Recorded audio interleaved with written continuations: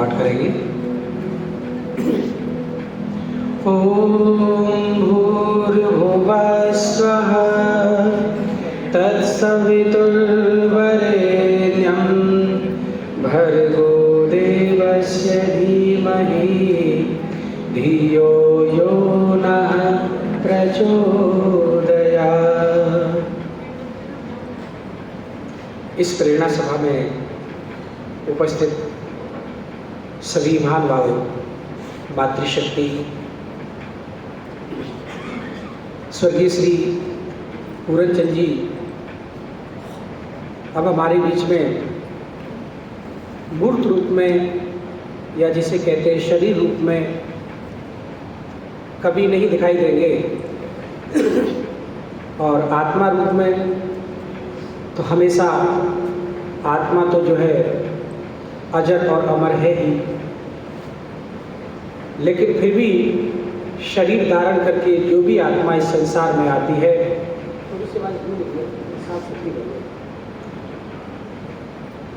यहाँ उसके अच्छे कर्म बुरे कर्मों को भोगना और अगले जन्म के लिए अच्छे कर्मों को करते हुए परलोक की प्राप्ति करना, ये हर जीवात्मा का उद्देश्य होता है।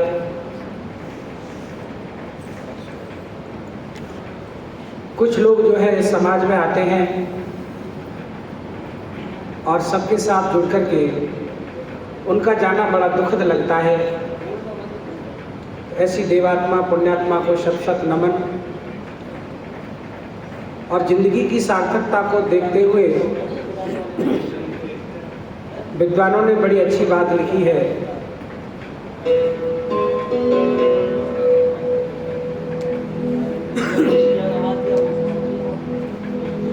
क्षण भंगुर जीवन की कलिका, कल प्रात को जाने खिली न खिली। जैसे पुष्प की कलिका होती है, कुछ समय के लिए खिलती है और अपनी सुगंधी देने के बाद सभी को खुश करके जाती है, ऐसे ही कहा है कि जीवन की कलिका भी 4 दिन की है। अपने कर्मों की सुगंधी से इसको महकाते चलो, क्योंकि न जाने कब किस वक्त आखिरी बुलावा आ जाए।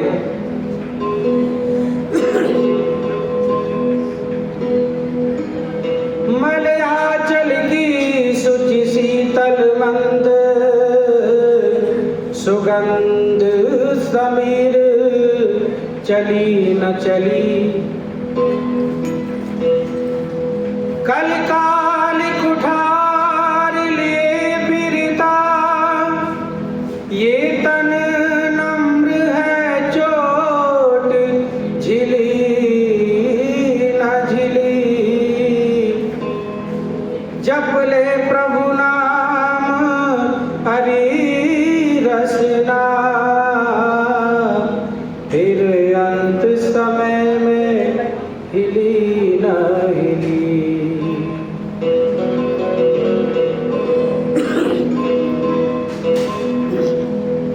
रात गवाई सोई के दिवस गवाया खाए।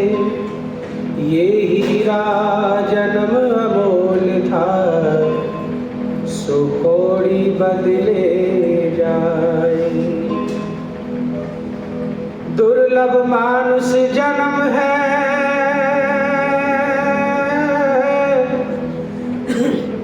मिले न बारंबार।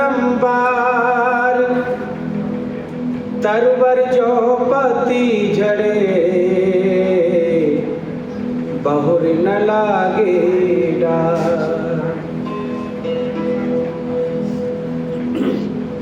आए हैं सो जाएंगे, राजा रंग फकीर। एक सिंहासन चढ़ चले, एक बंधे जंजीर। है मानव तो किस बात का गुमान करता है। यहाँ बड़े से बड़े पैसे वाले सिकंदर जैसे लोगों को भी जो खाली हाथ जाना पड़ा, क्यों ना प्रभु की भक्ति करके और अपने इस देह को, अपने शरीर को समाज के कल्याण के लिए जो व्यक्ति लगा देता है, मानो इस संसार से खुश होकर के एक संपत्ति लेकर के जाता है।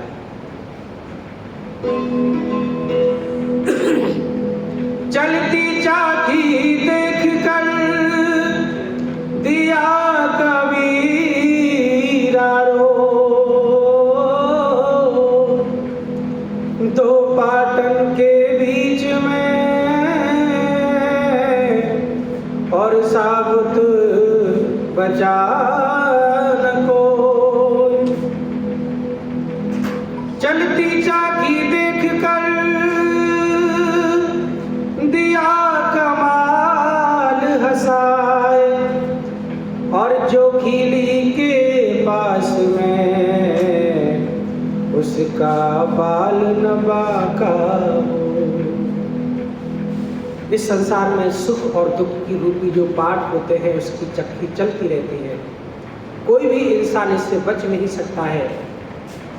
अगर विद्वानों ने बताया है कि संसार का किसी को दुख व्याप्त न हो तो क्या करना चाहिए, तो खिली कहते हैं परमात्मा की शरण।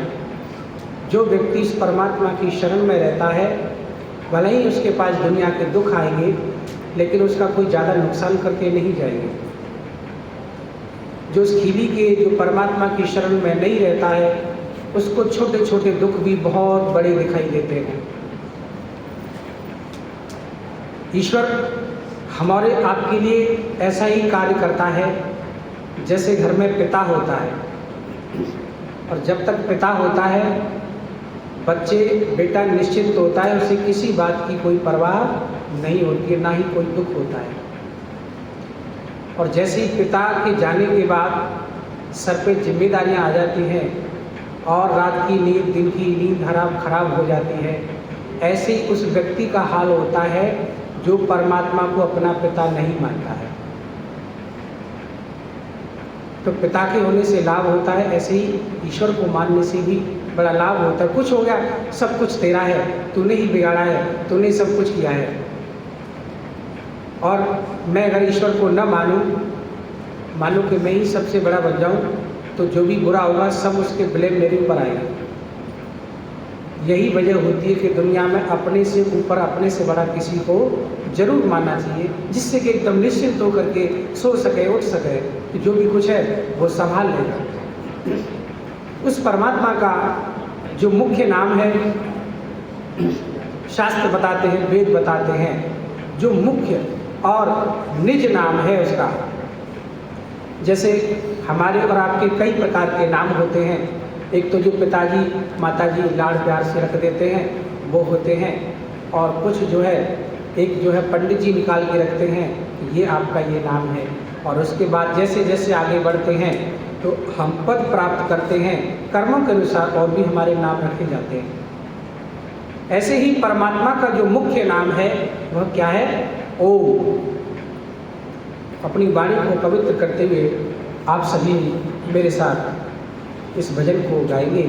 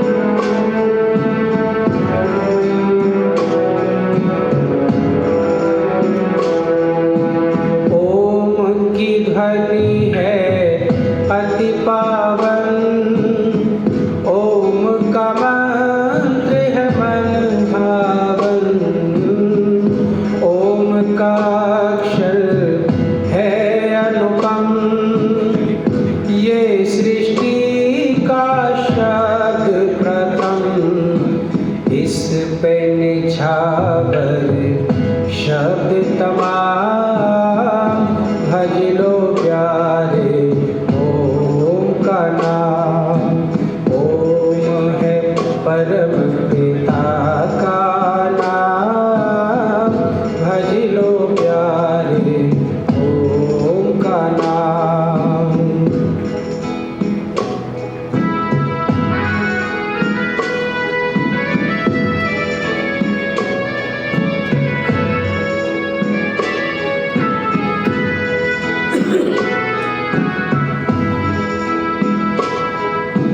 ओम कहो, ओंकार कहो, शब्द ये बारंबार कहो। ओम की महिमा अपरंपार, ओम करेगा बेड़ा पार। जीतोगे जीवन संग्राम, भज लो प्यारे, ओम का नाम। ओम है परम पिता का नाम, भज लो प्यारे, ओम का नाम।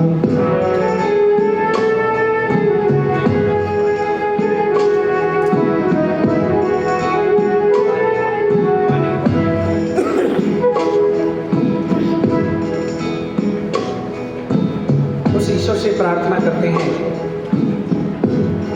कि पिता का जाना बड़ा दुखदाई होता है। ऐसी प्रार्थना हो कि सभी लोग जो है उनके दिल में तसल्ली हो, धीरज हो। एक ही निवेदन है उस परमात्मा से,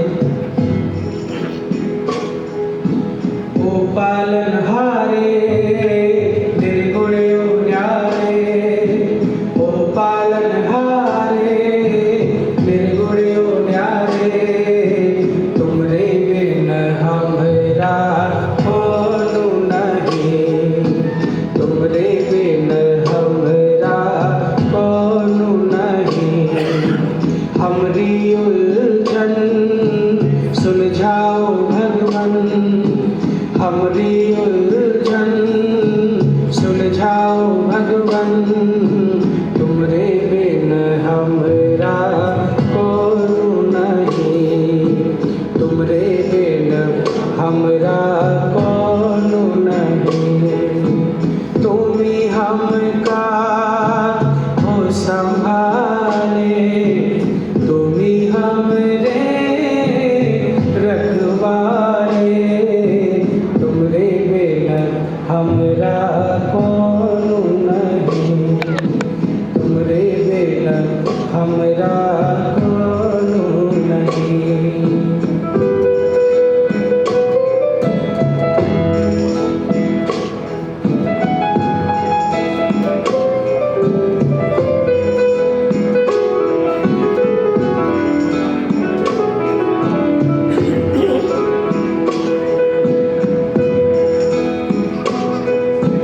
चंदा में तुम ही तो भर हो चांदनी,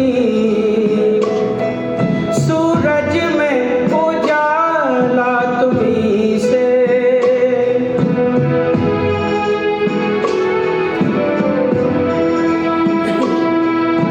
चंदा में तुम ही तो भर हो चांदनी,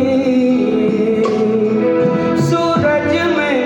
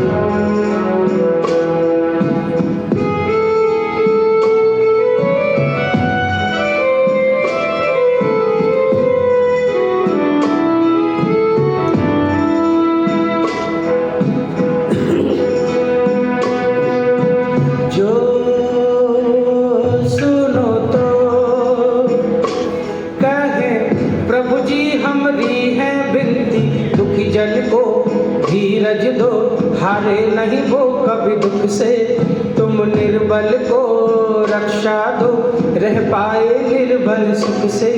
शक्ति दो, भक्ति दो, शक्ति दो, भक्ति दो। जग के जो स्वामी हो, इतनी तो अरज सुनो, है पथ में अंधियारे,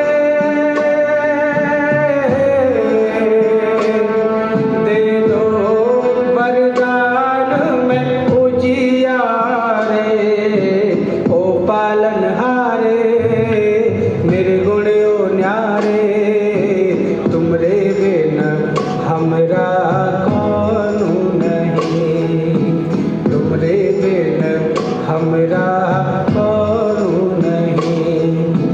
हमरी उलझन सुलझाओ भगवन, तुमरे बिना हमरा कौन नहीं, तुमरे बिना हमरा कौन नहीं। ओ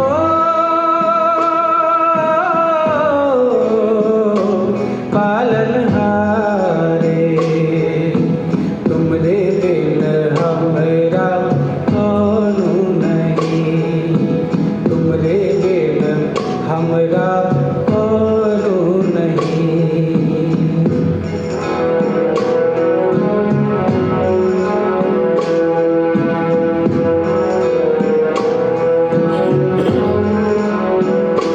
सारे जहां के मालिक तेरा ही आसरा है, राजी है हम उसी में जिसमें तेरी रजा है, जिसमें तेरी रजा है। सारे जहां के मालिक तेरा आसरा है, राजी है हम उसी में जिसमें तेरी रजा है।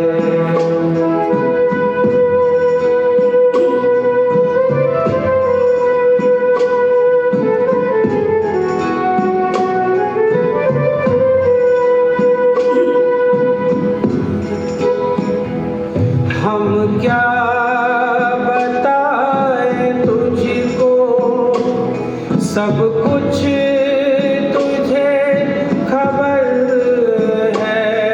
हम क्या बताएं तुझको, सब कुछ तुझे खबर है।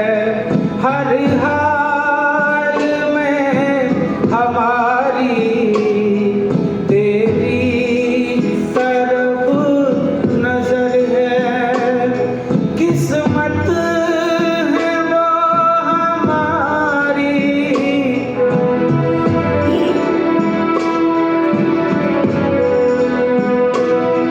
किस्मत है वो हमारी, जो तेरा फैसला है, राजी है हम उसी में जिसमें तेरी रजा है, जिसमें तेरी रजा है।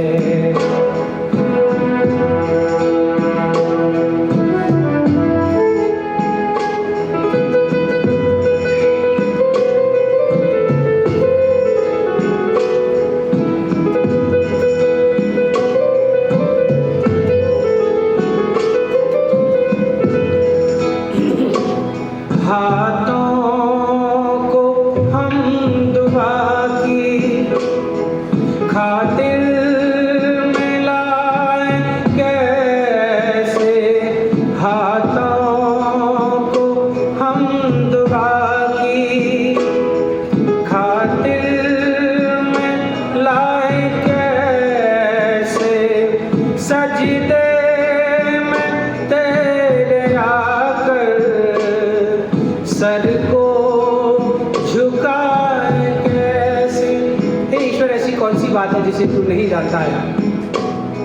मजबूरियां हो, मजबूरियां हमारी, बस तू ही जानता है। राजी है हम उसी में जिसमें तेरी रजा है, जिसमें तेरी रजा है। एक व्यक्ति ने हमसे पूछा कि पंडित जी, सुख और दुख तो आना ही है, चाहे कोई उसकी भक्ति करे या उसकी भक्ति न करे, सुख और दुख तो दोनों के ऊपर ही आते हैं। और दूसरा, जो ईश्वर को नहीं मानता है और क्या अगर वो अच्छे कर्म करे तो परमात्मा उसके कर्मों का फल देगा कि नहीं? मैंने कहा जरूर देगा।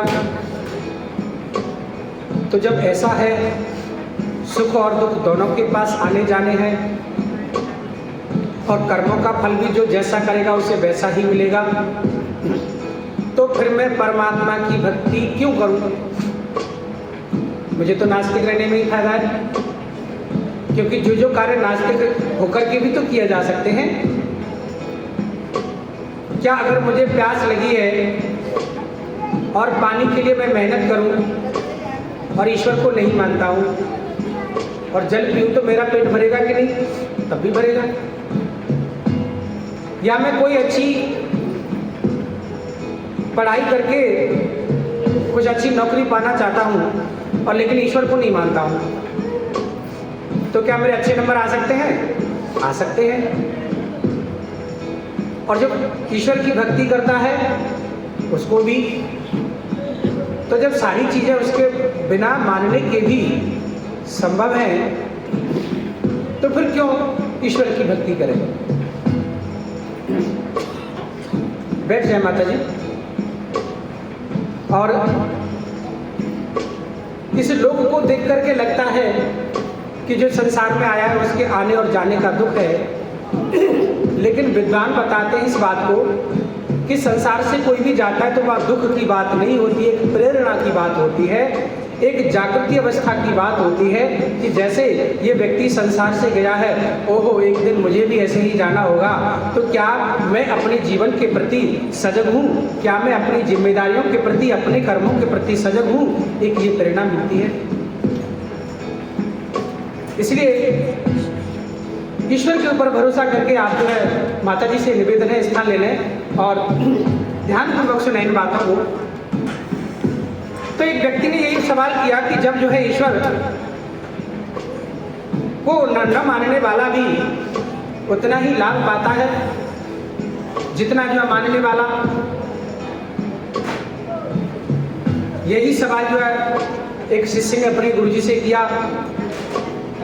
तो गुरुजी ने कहा कि ऐसा करो, एक ईंट लेकर के आइए। शिष्य जो है गया दौड़ा दौड़ा और एक ईंट लेकर के आया और गुरु ने कहा कि मैं बैठा हूँ और मेरे सर के ऊपर से कम 1 मीटर ऊंचे से, या ये जो छत है इतना ऊंचे से, इस ईंट को मेरे सर के ऊपर गिराइए। शिष्य ने कहा कि गुरुजी अगर ऐसा मैं करूँगा तो आपका जो है सर फट जाएगा, खून निकल आएगा, क्षति पहुँचेगी इससे आपको बहुत ज़्यादा।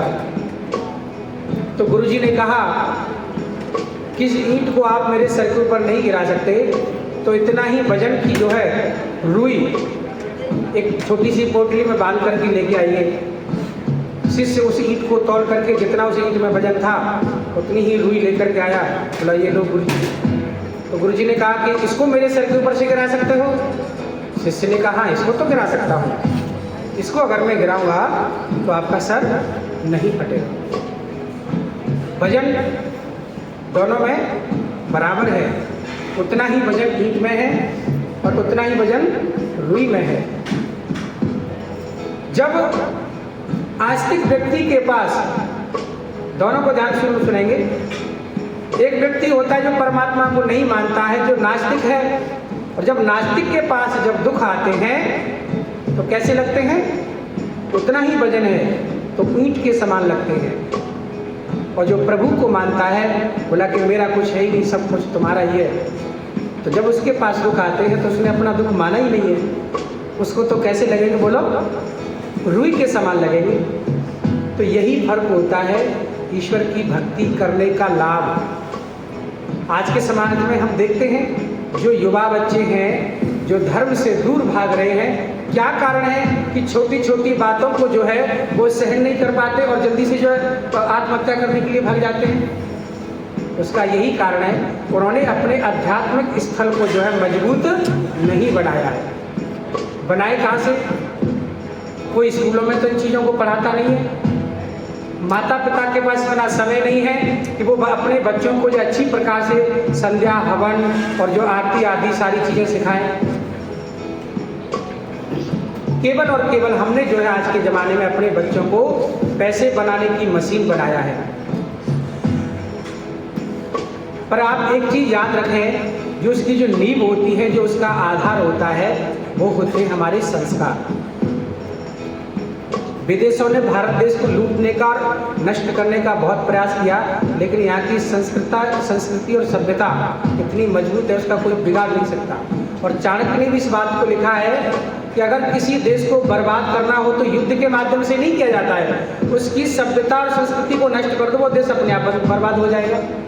इसलिए मेरा यही कहना है हर माता पिता से कि अपने बच्चों को अच्छे संस्कार दें, और हर बच्चे से इस बात का कहना है कि माता पिता जैसे भी हैं, चाहे वो पढ़े लिखे हैं, चाहे अनपढ़ हैं, चाहे गरीब हैं, चाहे अमीर हैं, माता पिता हमेशा माता पिता ही होते हैं। जीवन भर उनका जो है, आप जितनी ज़्यादा आप सेवा करोगे, मानो आपसे ज़्यादा भाग्यशाली दुनिया में कोई नहीं है।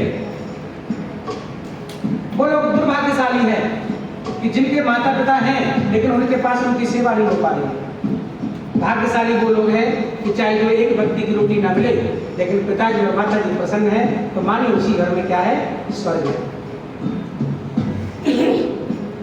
कहा है, रोकर कटे या हंस कर कटती है जिंदगानी, तू गम दे या खुशी दे, सब तेरी मेहरबानी,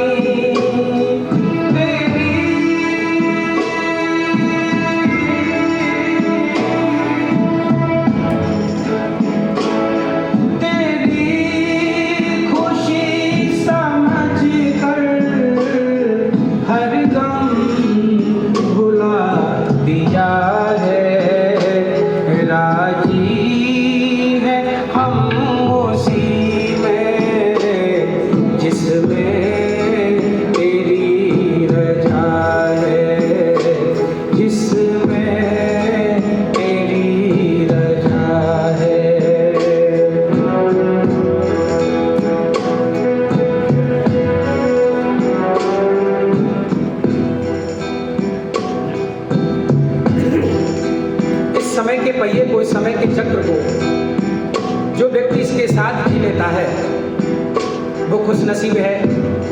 और समय निकल जाने के बाद ये रुकता नहीं है। पहली बात तो ये, जो व्यक्ति समय के साथ चलता है वो व्यक्ति बुद्धिमान भी है और आनंदित भी है।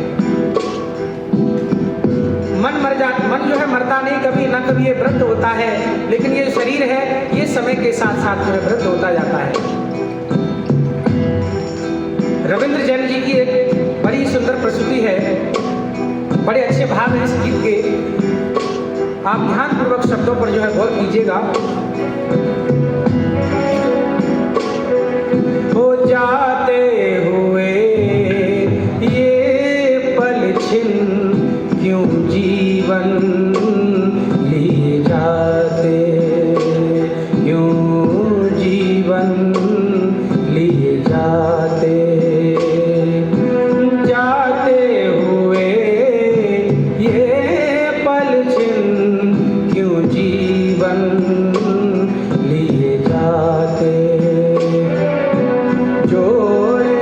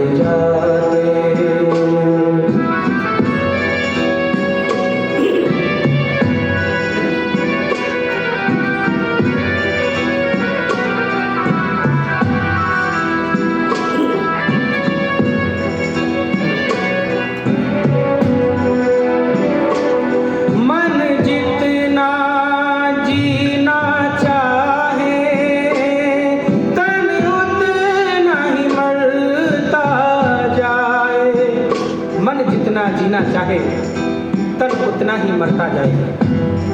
किसी वृद्ध व्यक्ति से पूछना कि आप मरना चाहते हो, कोई नहीं चाहता है। लेकिन ये संसार का नियम है। ये जो शरीर है वृद्धावस्था में जो है इस संसार को भोगने के लायक नहीं रहता है। भोजन शक्ति, पाचन शक्ति कम हो जाती है, अंदर के जो दांत हैं वो खलने लग जाते हैं, खून भी रुधिर धीरे धीरे बंद हो जाता है। कहा है मन जितना जीना चाहे तन उतना ही मरता जाए। इंसान की हिमाकत देखो, उम्मीद ही करता जाए।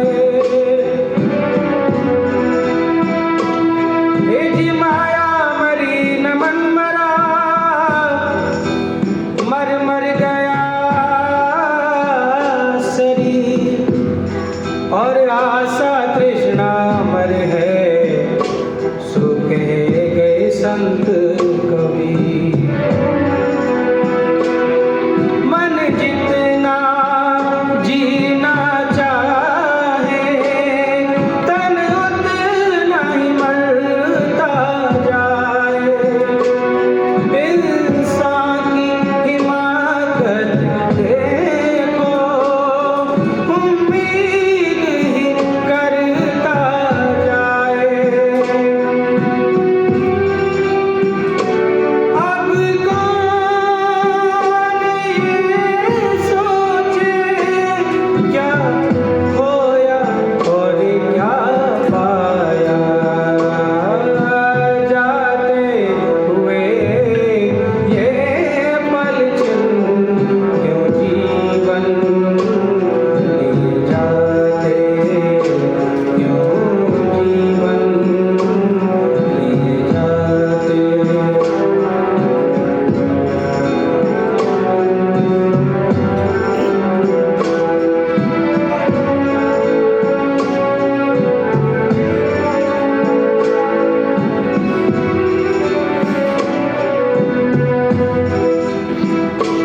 विश्वास में वास है विष का। आप कहेंगे विश्वास में वास है विष का? जी हाँ,